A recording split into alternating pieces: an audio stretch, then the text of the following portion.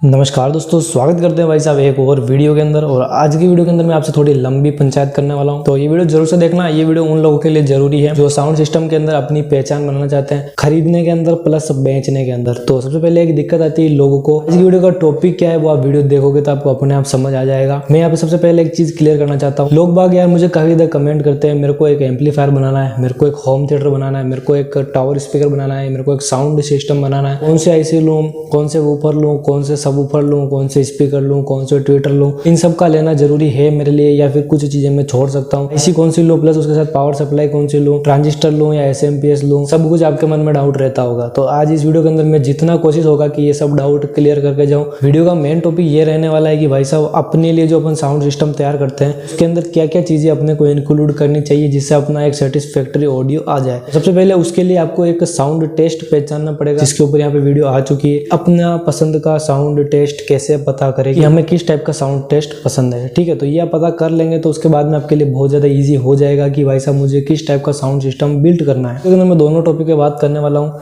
कुछ लोग ऐसे हैं जो खुद से बनाना चाहते हैं, उनको कोई अपना बेचना नहीं है, केवल उनको अपनी पसंद का साउंड सिस्टम लेना है, खुद से बनाया हुआ, जिसके अंदर हर चीज़ वो सेलेक्ट करेंगे, उनको पसंद है वो आइटम वो लाएंगे एंड लगाएंगे, वो वाला आइटम हो। एक साइड में उन लोगों की बात करने वाला हूँ जिनको एक थोड़ा सा होलसेल वाला जो आप समझ सकते हैं सिस्टम वो क्रिएट करना है।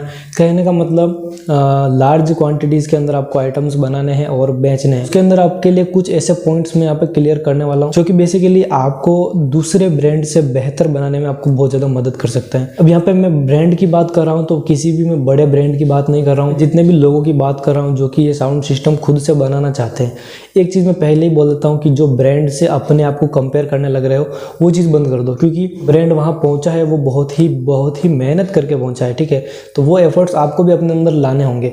अब उसके अंदर आप ये चीज़ कर सकते हो कि कुछ चीज़ें ऐसी इंप्रूव करो। तो बात करें भाई साहब, बहुत लोकल ब्रांड बाजार में बिकते हैं, ये बात आप मानते हो।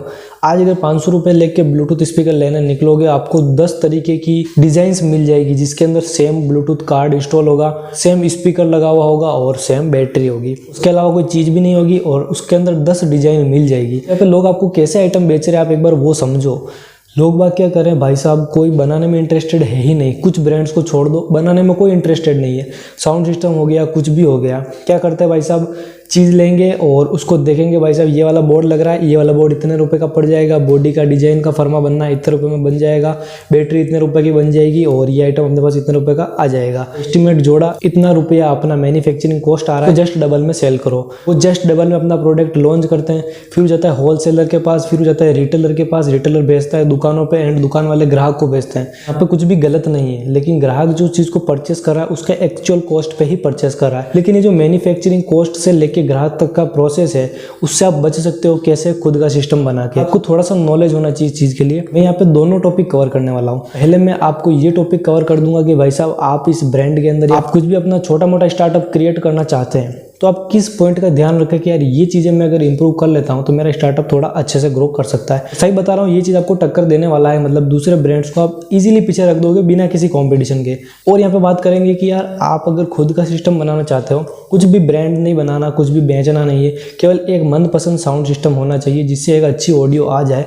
तो उसके लिए कितना पैसा खर्चा हो सकता है और कितना कम से कम और कितने ज़्यादा से ज़्यादा आप खर्च कर दोगे फिर भी आपको जो सेटिस्फैक्टरी ऑडियो है वो नहीं मिल पाएगा, और मिल भी जाए। एक ही रीजन है, आपको टेस्ट पता होना चाहिए। टेस्ट पता है आपका साउंड सिस्टम रेडी है, टेस्ट पता नहीं है, कितना ही खर्चा कर दो कुछ नहीं होने वाला। सबसे पहले अब बात करते हैं, देखो अगर आपको खुद का ब्रांड क्रिएट करना है, brand in the sense brand बोलते ही दिमाग में लोगों को आता है बड़ी बड़ी कंपनियां वगैरह वगैरह, ये भी ब्रांड है। और जो आप अपना खुद का स्टार्टअप लॉन्च करके 10 पीस बना के बेच रहे हो, आपका खुद का भी ब्रांड है। बहुत जल्दी हम भी इस पे काम कर रहे हैं और एक अच्छा बजट साउंड बार लॉन्च करने वाले हैं बहुत जल्दी। अब मैं आपको बताता हूँ कि हमने क्या क्या रूल्स अप्लाई किए और वो भी आप करोगे तो आपको फायदा होने वाला है। फर्स्ट ऑफ ऑल, आपको साउंड क्वालिटी जिसके नाम से वो चीज़ बिकती है उसके अंदर 1% भी कॉम्प्रोमाइज़ नहीं करना है। अगर आप साउंड क्वालिटी को लेके हल्का सा भी कॉम्प्रोमाइज़ करते हो तो वो आपके लिए बहुत ज़्यादा नुकसानदेह हो सकता है। इसके अंदर मैं कुछ पॉइंट क्लियर करना चाहता हूँ। फर्स्ट, आपको ये पता होना चाहिए कि ऑडियंस की नीड क्या है, आप क्या प्रोवाइड कर रहे हो। अगर आप इन दोनों के अंदर बिल्कुल उल्टे हो, ऑडियंस ये मांग रही है आप ये दे रहे हो। सिंपल सा एग्जांपल लेता हूँ, अपनी इंडिया की ऑडियंस को क्या चाहिए, 90% तक बेस चाहिए और लोग बाग प्रोवाइड जो कर रहे हैं वो मज़े में है, आपको इजीली पता है। लेकिन जो नहीं कर रहे हैं उनका नुकसान भी अच्छा खासा हो रहा है। लेकिन वो इतने भी घाटे के अंदर नहीं है, क्योंकि वो अपनी जगह पे सही है। किसी को बेस पसंद है तो वो उस कंपनी के लिए जाए, जिसका मैं अभी नाम नहीं लेता हूँ। लेकिन किसी को एक क्लियर ऑडियो चाहिए तो वो उस कंपनी के लिए जाएगा जिसके अंदर बेस का नाम नहीं है, लेकिन वो अपने आइटम को क्लियरिटी के नाम पे बेच सकते हैं। तो आप समझिए एक चीज़ को कि कोई भी एक आइटम पे अपनी एक क्वालिटी पे अपनी पकड़ बनानी जरूरी है। किसी भी एक क्वालिटी पे अपनी पकड़ कर लोगे तो आपके लिए वो बहुत ही ज़्यादा इजी हो जाएगा एंड आप इजीली मार्केट कैप्चर कर सकते हो बिना किसी दिक्कत के। लेकिन यहाँ पे एक चीज़ और होती है, अगर आप एक अच्छा साउंड क्वालिटी प्रोवाइड कर रहे हैं, उसके लिए आप काफ़ी ज़्यादा मेहनत करते हैं एंड काफ़ी ज़्यादा एफर्ट डालते हैं उस प्रोडक्ट पे, इसका एक ओवरऑल आउटपुट लुकिंग के अंदर अच्छा नहीं आ रहा है, भाई 100% लिख के ले लो, तुम्हारी मेहनत बर्बाद होने वाली है। आपको लुकिंग पे उतना ही ध्यान देना है जितना आप साउंड क्वालिटी पे ध्यान दे रहे हो। लुकिंग नहीं सुधारते हो तो भाई साहब बहुत ज़्यादा यहाँ पे आपको स्ट्रगल करना पड़ेगा मार्केट के अंदर रुकने के लिए भी। लुकिंग की बात हो रही तो यहाँ पे दो चीज़ें हैं जो एक दूसरे के बिल्कुल अपोजिट है, लेकिन दोनों अपनी जगह पे बिल्कुल सही है। फर्स्ट ऑफ ऑल RGB वाला इफेक्ट या फिर लाइटिंग इफेक्ट जो आप बोल सकते हैं। सेकेंडरी पूरा क्लासिकल आइटम, पूरा ओल्ड विंटेज लुक, दोनों अपनी जगह सही हैं और दोनों की प्राइस बहुत ज़्यादा हायर होती है। एक ब्रांड आपने सुना होगा मार्शल, उसके प्रोडक्ट आपने देखे होंगे, भाई साहब 20 वॉट का स्पीकर 30,000 रुपये का आता है, लेकिन वो ब्रांड अभी भी उस जगह मौजूद है एंड आइटम बेच रहा है उसकी क्वालिटी की वजह से, उसकी लुकिंग की वजह से एंड उसकी यूनिकनेस की वजह से। तो अपना नेक्स्ट पॉइंट यहाँ पे यही आता है कि यूनिकनेस भी आपको लानी होगी। आप अपने आइटम को, केवल ब्लूटूथ की बात नहीं कर रहा हूँ, आप अपने आइटम को बार हो गई, ब्लूटूथ हो गया, होम थिएटर हो गया, टावर स्पीकर हो गया, एटलीस्ट कोई भी साउंड सिस्टम हो गया, मैं यहाँ पे सारे कवर कर रहा हूँ, कोई भी साउंड सिस्टम हो गया, अगर आप उसके अंदर कोई यूनिकनेस ऐड नहीं करते हैं तो आपके लिए वो प्राइसलेस हो सकता है। दिक्कत यहाँ पे ये है कि एज इट इज सेम बिकने वाला प्रोडक्ट कॉपी के नाम पे ही बिकेगा।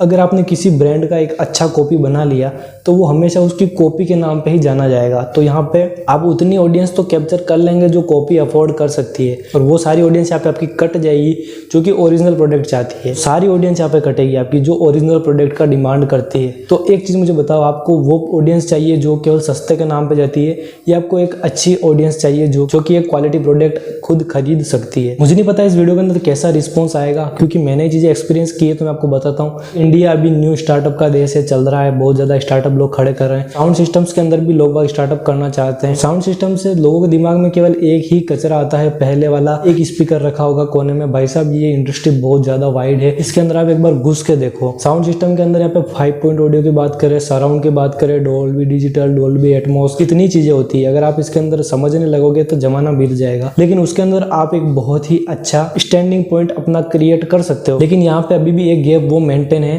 जो कि एक ब्रांडेड ऑडियंस और एक ब्रांड के बीच का है, क्योंकि जो ये लोग अफोर्ड करते हैं डोल्बी डिजिटल, डोल्बी एटमॉस, वो ही उसके क्वालिटीज को जानते हैं। लेकिन जो एक नॉर्मल पर्सन है जिसको उससे कोई लेना देना नहीं है, उसको इस चीज़ का पता नहीं होता है। क्यों नहीं होता है? क्योंकि वो उसके बजट में ही नहीं, वो उसको अफोर्ड ही नहीं कर सकता है। लेकिन आप अगर ऐसा कोई भी एक बजट सेगमेंट के अंदर प्रोडक्ट बनाते हैं तो आपके लिए वो बहुत ही ज़्यादा अप्रिशिएबल होगा एंड आप उसमें काफ़ी ज़्यादा अपनी रीच हासिल कर सकते हो। जितना मुझे आइडिया था मैंने अपने अकॉर्डिंग आपको सब कुछ गाइड कर दिया। ये सेशन था भाई साहब जिनके लिए कोई उनको स्टार्टअप खड़ा करना है या आपके लिए कोई आपको मैन्युफैक्चरिंग डालनी है। आपको कुछ आइडियाज़ देता हूँ मैं। अगर आपको एक छोटी सी मैन्युफैक्चरिंग भी डालनी है, जो एयरफोन आप लोकल मार्केट में 150 रुपये में खरीदते हैं, उसका मैन्युफैक्चरिंग एक्चुअल कॉस्ट आता है भाई साहब 20 रुपये, 25 रुपये, 30 रुपये एक्चुअल मैन्युफैक्चरिंग कॉस्ट आता है, और वो 100 से 50 रुपये में बिकता है ऑडियंस तक। जो रिटेल से लेके, कस्टमर से लेके, होलसेल से लेके अपना मेन कस्टमर तक पहुंचता है 100 रुपये, 50 रुपये में। उसके अंदर पर पीस पे आपको कितना मार्जिन है समझ आता होगा। अगर आप 100 पीस, 200 पीस, 300 पीस बना के सेल करते हैं, एक अच्छा अमाउंट आप अपने लिए जनरेट कर सकते हो। आपको जस्ट नॉलेज होना चाहिए। अब इसके अंदर आप बहुत ज़्यादा इंडस्ट्रीज देख सकते हैं, किसी का नाम आगे नहीं आएगा लेकिन उनके प्रोडक्ट कहाँ कहाँ बिकते हैं आप उसको आइडिया भी नहीं लगा सकते हैं। उन्होंने अपना इतना लार्जर मार्केट कैप्चर कर रखा है, जो चीज़ आप इसके अंदर जब जाओगे तब आपको पता चलेगी। आज की तारीख में बाजार में निकलोगे तो भाई साहब आपको एक ब्रांड का आइटम लेने के लिए किसी ब्रांड के शॉप पे ही जाना पड़ेगा, लेकिन 10 दुकानें ऐसी मिल जाएगी जिसपे एक सेम क्वालिटी का आइटम हर दुकान पे मिल जाएगा। तो वो भी उतना ही कमा रहे हैं जितना एक ब्रांड से आप एक्सपेक्ट करते हो किसी छोटे शहर में। यह नहीं कह रहा हूँ कि वो उस ब्रांड के लेवल की अर्निंग कर रहे हैं, उस लेवल का उनका मार्केट है, लेकिन एक छोटे शहर में वो अपना उतना जज्बा क्रिएट करके रख चुके हैं जो एक ब्रांड का होता है। तो यहाँ पे आपको एक सेलिंग टेक्नोलॉजी भी समझ आई होगी। यहाँ पे बात हो रही है भाई साहब अपने सिस्टम की, तो अपना टेस्ट पता होना चाहिए। आपको एक लाउड सिस्टम चाहिए जो कि क्लियरिटी के साथ भी आए।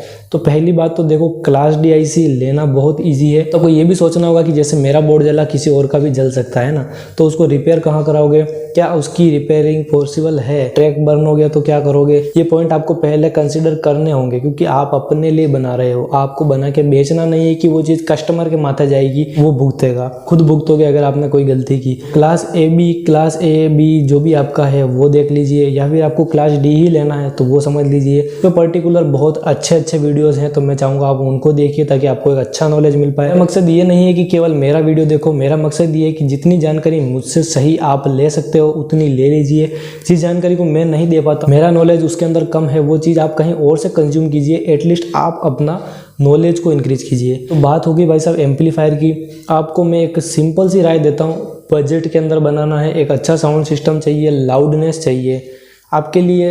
अगर एक होम थिएटर ही बनाना है, एज्यूम कर लीजिए, तो एक होम थिएटर बोर्ड से बेटर कुछ नहीं हो सकता है। अगर आपको एक 2.1 चैनल का ही साउंड सिस्टम चाहिए, आपके लिए सबसे बढ़िया होगा एक होम थिएटर लेना, ना कि कोई एक ऐसा एम्पलीफायर लेना जो कि 2.1 सपोर्ट करता हो। ये चीज़ मैंने भुगती है, मैं समझ रहा हूँ उस चीज़ को, आपको मैं केवल एक राय दे रहा हूँ कि आप जो होम थिएटर लोगे वो जहाँ से बन के आया है उसका यहाँ पे नीड्स क्लियर है कि भाई साहब ये 2.1 चैनल का ही बनेगा और इसके अंदर ये आइटम यहाँ तक कैपेसिटी में काम हो जाएंगे। अब एक मैं आपको बात बताता हूँ कि जो क्लास डी आते हैं उसके अंदर यार बहुत ज़्यादा प्रॉब्लम होती है। उसको क्लास डी को बनाया जाता है, लेकिन ये सोच के नहीं बनाया जाता कि इसके अंदर क्या क्या चीज़ें चल सकती है।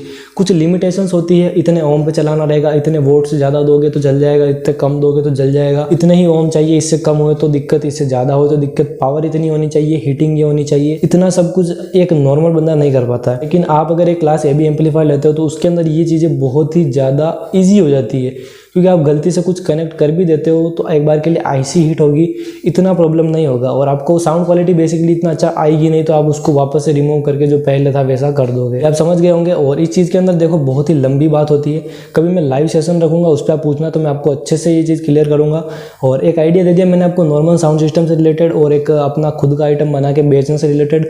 वीडियो पसंद आई हो तो इस वीडियो पर चाहिए भाई साहब 500 लाइक। मेरे को पता है करने तो वाले हो नहीं, फिर भी मैं आपको मांगता हूँ, क्योंकि 500 व्यू आ सकते हैं तो 500 लाइक भी मैं यहाँ पे उम्मीद कर सकता हूँ। मिलेंगे ऐसी किसी और वीडियो के अंदर। यहाँ पे ये दो वीडियो आ रही है, इनमें से एक चालू करके देख लेना और मैं आऊँगा अब किसी और वीडियो के अंदर कुछ अच्छी जानकारी लेके।